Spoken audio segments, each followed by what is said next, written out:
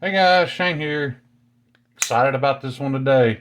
Um, just purely for cool factor, just to be honest with you. Um, this is the Microtech Stitch. Been excited to take a look at this thing, do a review on it, and give my opinions about it. This is not what I would consider a quintessential EDC knife. This definitely has a more menacing, tactical look to it. Um, it's definitely pokey stabby, all that good shit. But yeah, this is a really cool knife, and I think it's really cool that that Microtech has kind of picked back up on producing this thing and making it a little more available. And from my understanding, they're about to come out with a manual version with the ram lock, so that's cool. As far as autos go, um, the only auto I own right at this moment is my Protect TR4 auto. So I'll just give you a size comparison here. This is a 4-inch blade, guys. It's not 4-inch cutting because of the choil, but it is a 4-inch blade. So this is a rather large knife. The thing that stands out the most to me about this stitch, though, is how hard it fires. We all constantly talking about Protect and their action. Um, I'll be honest, this spring feels twice as strong as that Protect spring does. Now, I'm not saying that to say that I like it better, because in all honesty, I like the feel of the Protect better. This button is, it kind of reminds me of a Glock trigger. Well, I don't know necessarily say Glock, but it reminds me of just an average trigger because I never quite know when it's going to release.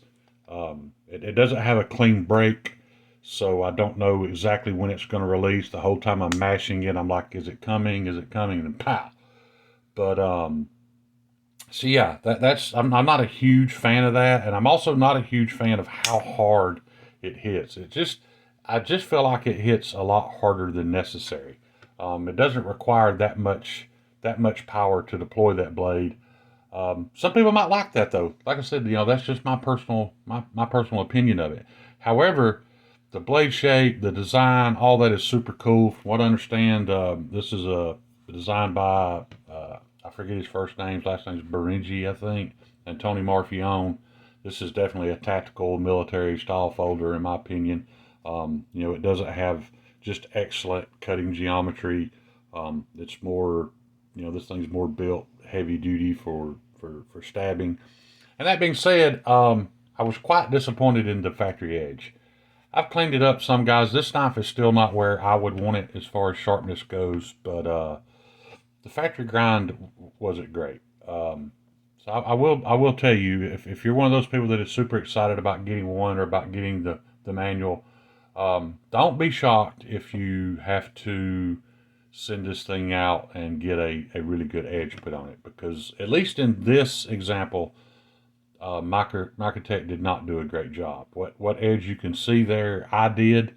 Um, the entire edge nearly was coated.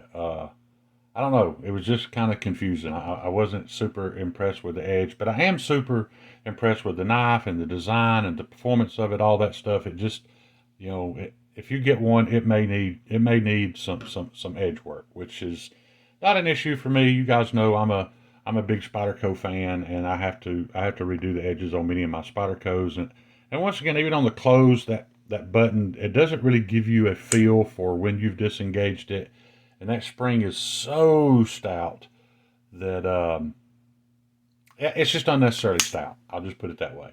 Opening and closing is unnecessarily stout.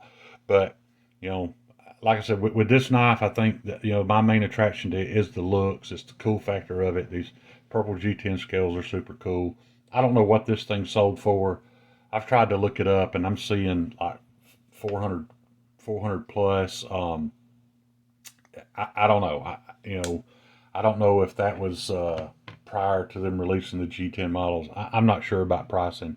If you're interested in it, I'm sure you've already kind of looked it up to see, what the price is going to be like. The pocket clip is kind of awkward looking.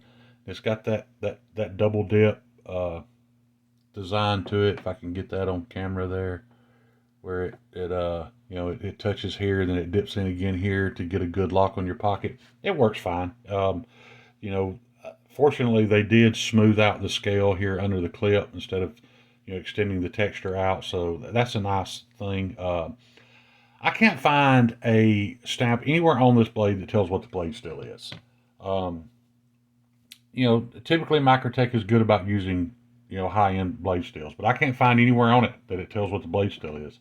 And when I looked it up on Knife Center, it actually said that no spec is given on blade steel, as blade steel options vary depending on inventory or whatever. So I don't know there. I'm not super experienced with Microtech's heat treat protocols and their edge retention, things like that.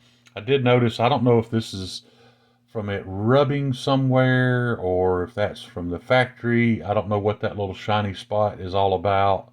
It doesn't bother me because, like I said, I feel like this is primarily a tactical knife. Be something great for guys downrange, people in harm's way. I don't think they're going to care about a little silver spot on the edge. So, as far as refinement goes, I don't feel like it quite meets the Microtechs I've had in the past. I will say this though, guys. I did not contact Microtech about the edge. This knife does not belong to me. It was a loaner. But I have had, I have had a warranty issue with a Microtech in the past. It's almost unfair to call it that. It actually wasn't a warranty issue. I screwed up. I destroyed a Microtech knife. I'm not going to go into detail. 100% my fault. I sent it in, and admitted that it was my fault. Was more than willing to pay. And if you know this whole story, it's even more embarrassing than this. I did everything I could to offend those people, and they still fixed my knife at no cost. They didn't even charge me shipping because I'm a veteran.